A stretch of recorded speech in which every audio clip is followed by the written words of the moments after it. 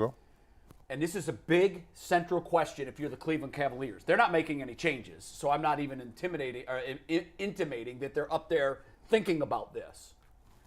But can the Cavaliers or any team in the NBA win an NBA championship with Donovan Mitchell as the best player on the roster? I've been doing a lot of soul searching on this. I did too. This was tough. Because what I wanted to do is we'll bring it up later, but I've started to watch the other teams, and sometimes I think people need to do themselves a service by literally going into series, watching how other teams play, and then doing some scouting and homework on your team and being real with the situation. For me, I don't believe Donovan Mitchell can be the number one overall best player on your championship team because of a couple reasons. One, I just think it's so devastatingly difficult to have a guard do that.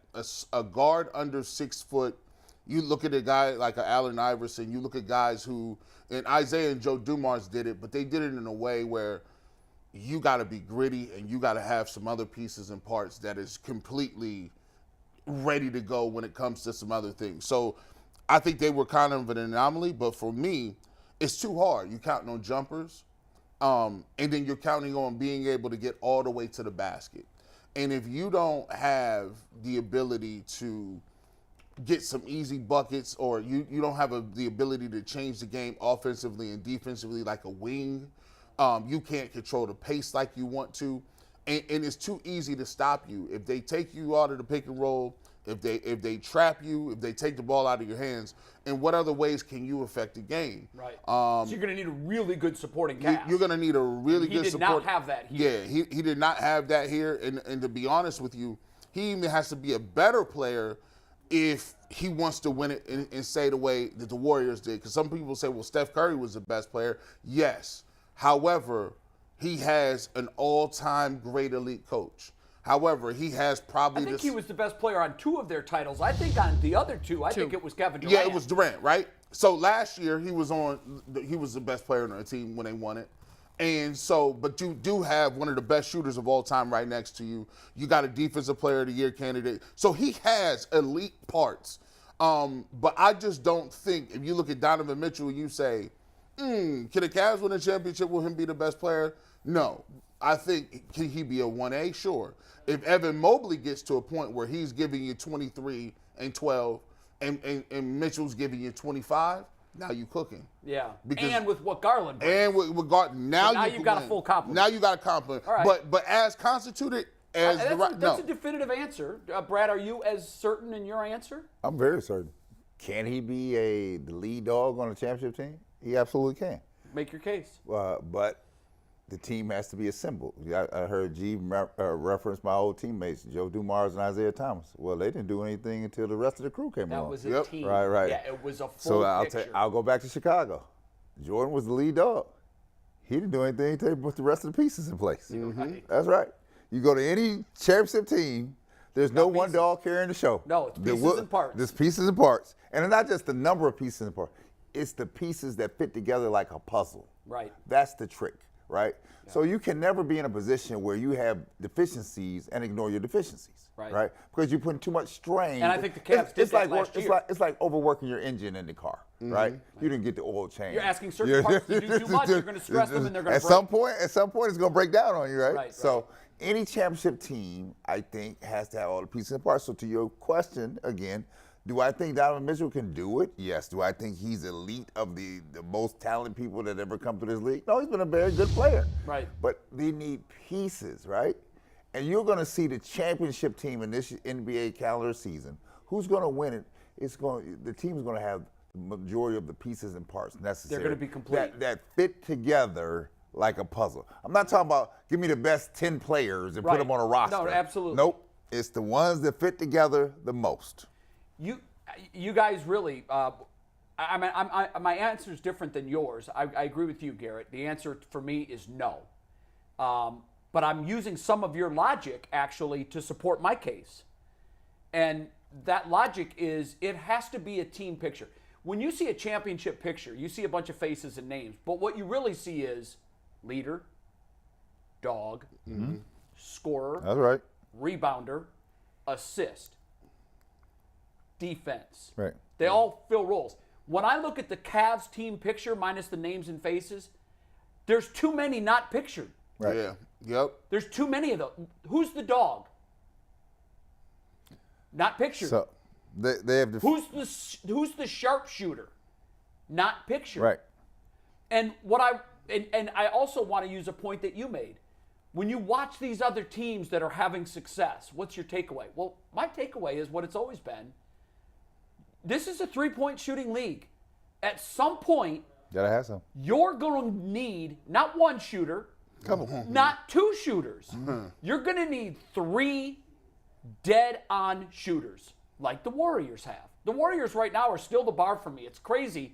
They struggled to get into the playoffs. When I watched them last night, what I was reminded of, all these guys can still do what they're supposed to do to win. Can they do it every night? No, they haven't been able to. But Steve Kerr knows what lever to pull.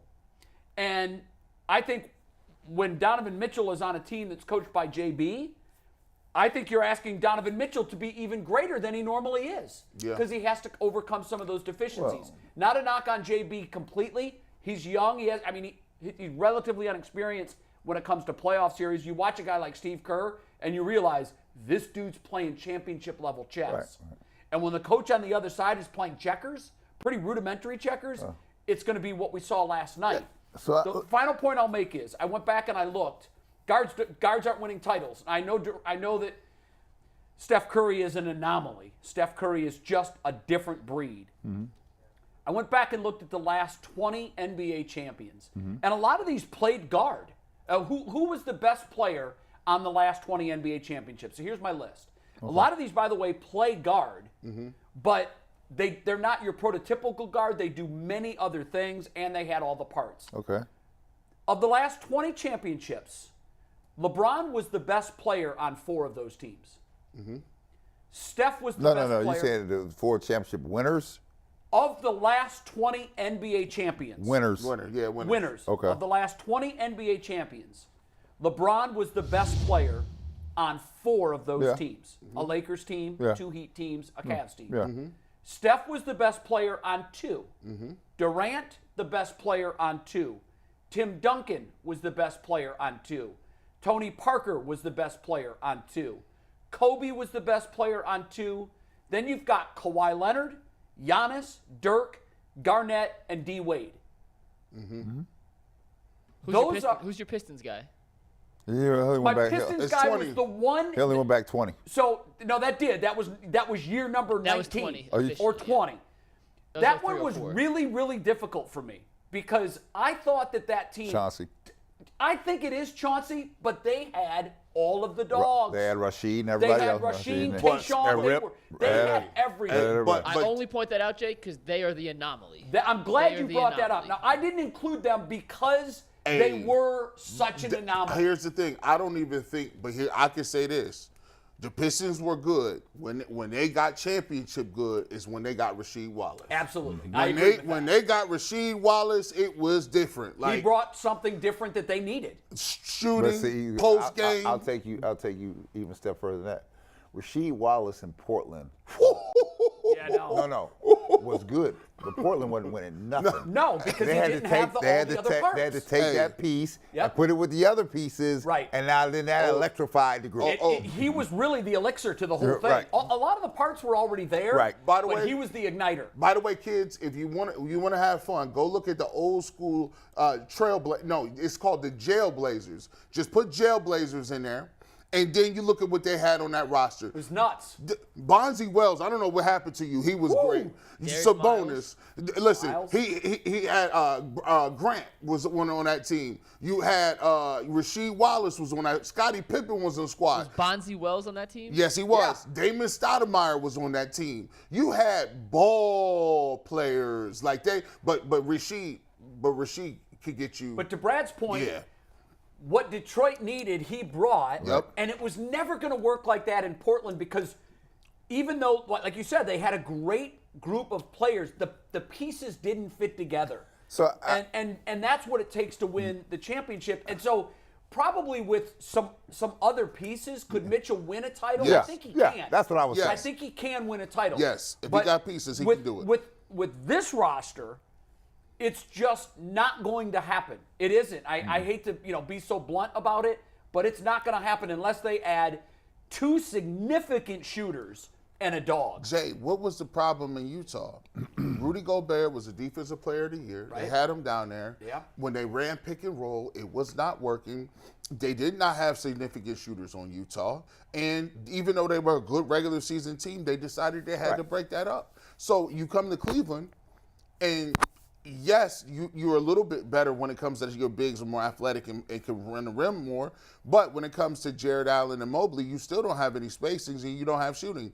So for this, it's almost like he went from Utah and it was glaring to it's not as glaring, but it's still kind of the same problem in Cleveland. I think he could win a championship, but then you're counting on Mobley making these leaps within a very short period See, of time. so that's the I think to me, and I'm curious to get your thoughts on this, Brad. Okay. I don't think this will be controversial. Some can disagree. The 2 best players for the Cavs, neither one of them play as well off ball. That's probably true. It's Garland and Mitchell to me.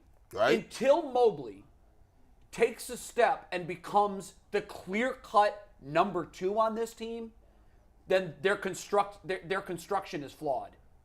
Just because I don't think you're going to get the success long-term, particularly in the playoffs, with 2 players who need to be the primary ball handler, who need to be the trigger in the offense. And no disrespect to Garland, what they asked him to do this year was a really, really tough ask. Yeah, it was. It was kind of like what they were asking Colin Sexton to do, remember? Yep. And some guys aren't built that way. And some guys can never make that transition. Well, this is what you're going to find out here, because this is, I want to remind you, this is year 2 in a complete rebuild overhaul. So year 1, I'll give you, we bring in Mobley, Garland played together last year. Is it complete by just adding one player? No. This is year 2 of a renovation project, right? Yeah, but you said of a complete rebuild. So like because you here 3 of those main parts were already here. So you have here. 3 pieces, right?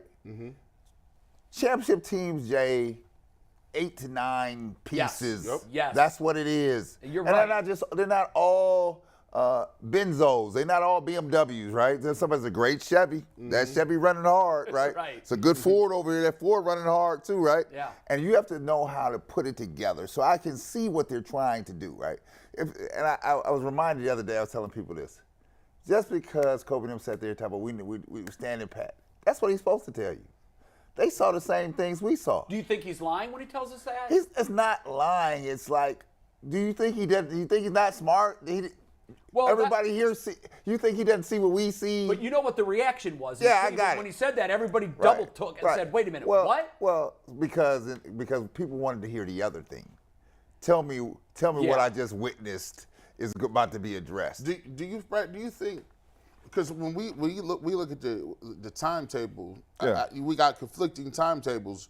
One, it's a very young team. Oh, it's not conflicting. They know the timetable. So they got people on the contract. So they got a window. So if you don't get what it need to get done when Mitchell was here, I think that's doomsday to me. Well, let me tell you this.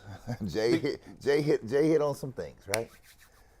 Some of the glaring weaknesses here have to be resolved. Better go find me some shooters. That's got to get resolved. Has to. Second thing is, you better go get some gritty people up in here. That has to get resolved. Right. Right? Because I'm going to tell you what, most teams that make the turn toward championship level, they recognize where their weaknesses are, and before their own personal prohibitions, they go the other way, right? So you have to make some decisions, right? So I'll give you a case in point. Chicago was on the cusp. They had won a couple championships, but they weren't on the cusp of going back again. And what did they do? They went and got a dude that they hated, right? Yeah. Because he had something that they knew they needed. Yeah. And guess they all signed off, including Jordan. They all signed off on it. Do it, right? Because in order to get there, you got to have the pieces and parts. Now, we sit here today, and you think that they don't know that, right? You think there's not a reassessment of Jared Allen and Mobley combination playing down there together. We have to address that here. You know, I agree with you, and I would have felt so much better about where this team is going if Kobe would have looked into the camera and said, "Look, you just saw what we saw. Mm-hmm. We thought we had a run in us, and we got dumped in 5. We gotta be better. What we're doing isn't working, and we're gonna go fix it." Here. That's what I wanted to hear. Let me say this, and I'll say this just not as an employee of them, but I will say this. You look at the roster the whole year, there were holes there. You brought it out every day. We talked about this. You said, why aren't they going to get a shooter? Because here's the game. You're hamstrung with the salaries. I got it, right? So in the interim here. Now you got to get creative. You got to get creative. And you got to get out your skin. You know what I'm saying? Jay, you hear when people say, get out your own skin. Yeah. Because my skin is comfortable with this. With this type of player. And you ever heard him say this, G? You ever heard him say this? Sometimes you got to get comfortable being uncomfortable. Yeah, right. Sure. No, that's exactly right. Because that's where the success is. Break the paradigm. Break the paradigm. Go outside of the, color outside. And guess what, Jay? When you watch it, you sit there, your stomach is churning like, I don't like this. Because you know. You don't. You know. And you had advocated all year. Why not call Carmelo? I'm wondering if you had had any conversations with anybody in the organization. If so, what was their answer as to why they never picked up the phone and called them? I did not, and I would tell you that I know they were searching, right? Because the one thing is key here. When you feel you're knocking on the door, do you know one person can destroy the whole thing, right? Yep. If it's the wrong person, you're right. I'll give you this conversation you guys were having earlier this week. Dylan Brooks. Yeah. Yeah. People in this town were on the radio advocating to bring Dylan Brooks in town, right? Right. He can destroy. One person can destroy. You're absolutely right. Now, I can't say he can't change. So do you think that there was fear somewhere in the organization that Carmelo absolutely, could have because that has been Cleveland's history for eons. Yeah. I go back to Ron Harper. Right. People here, and I talk to Ron weekly. And Ron just had a story on, he was just talking on Twitter the other day, telling the tale, right? Yeah. About all the rumors floating around. He said it was never true. But there were people here rumors of what? He was running with some boys that weren't complimentary of the standard of Cleveland. They were running some citywide dudes, right? Just regular street hustlers, right? Yeah. And so, because you run with them don't mean you're one of them, right? Well. No, because when you grow up in certain places, I can be your friend, but I don't condone what you're doing, right? No, I know, but you know how the public perception is. Perception, if you're in the car. Perception and real life living is two different things, right? I understand that. Listen, this country kills me.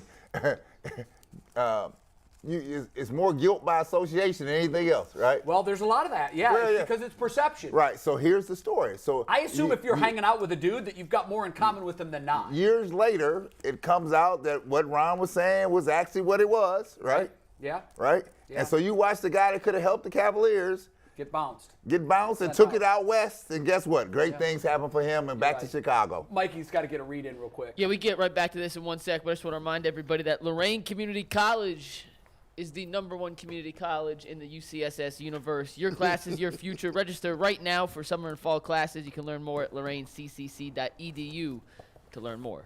Back to you guys. I agree with what you're saying. Let me just finish my thought on that. My thought on this is that, right?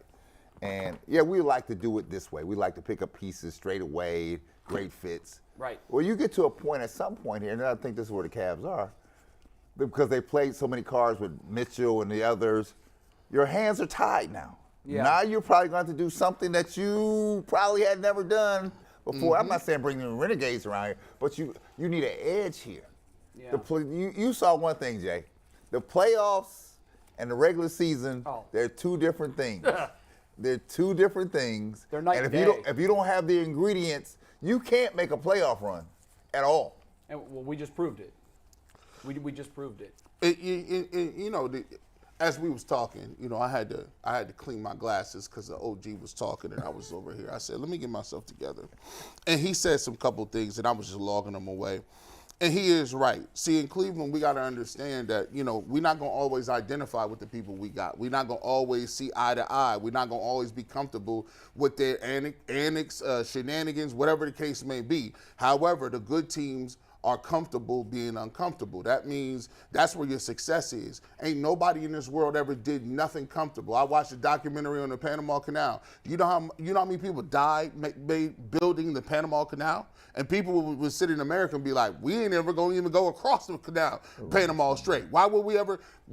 Everything any great thing we've done in this country has been under uncomfortable circumstances. So when I look at the Cleveland Cavaliers, and people poo-poo the idea of, LeBron keep bringing up Carmelo Anthony. Well, listen, here's the part. We can't watch what we watched, but every time you bring up a suggestion, it's no, we don't need that. We need something. You got your ass kicked. You don't get to decide what you need or not. My dad told me, hey, look, I was in class, I was in advanced physics. I got a C. He said, oh, when you start getting C's. I said, man, this is advanced physics. He said, nope. You going to summer, you going to weekend school. I was old. I was like a sophomore in high school. I'm old. He had me in there with little kids, and these kids was in 5th grade doing math tables. The teachers couldn't understand what I was talking about. I'm over there just mad, looking like the biggest dude. And it was at a Catholic parochial church on the weekend in the basement. They was doing bingo on a Saturday, and I was still there. And the long story short is, you say, G. Bush, why you say that? What he did is he embarrassed me. He said, you want to go in here with the rest of these little small kids, or you want to get it? Not the fact that it's physics. I know you can do it. You just don't bring no books home. So we're going to see how you move with it. And I got what he was trying to tell me. If you are the Cavs and you got beat that bad, you have to understand that false sense of it's okay, we can just let it lay here and be okay. It's not going to work. You're going to have to bring in some people you might not want. You're going to have to bring in some people who you might be on the fringes of what you think is a team guy. Right. But at the end of the day, you don't have any alternatives. Because if you want to lose all 3 of your first-round picks, Donovan Mitchell go to another team, and then you start over with Garland and Allen and Mobley again? Jay, this is not new, right? This is not new. No. On any team during the championship run. You just watch the Lakers reinvent themselves at the trade deadline. In real time. Right, because they were like, whoa, this thing's not working. They knew what they needed. They went out and got it. Go get these pieces. Yep. Right? When the Pistons were struggling, right, it was Isaiah, Joe Dumars, Rodman, Lambeer, and then they had Adrian Dantley, and they were like, that wasn't going to get it done. That ain't going to get it done. Dantley's a great player, but not on this Not team. on this team. Dantley got to go. Yeah. And then we're going to go get Mark McGuire. A lot of people were upset about that. They're too. hot. And Dantley get you 25 waking up out of the sleep. Said Rick Mahorn. He did. They said, Rick Mahorn, you got to go. Right. You got to go.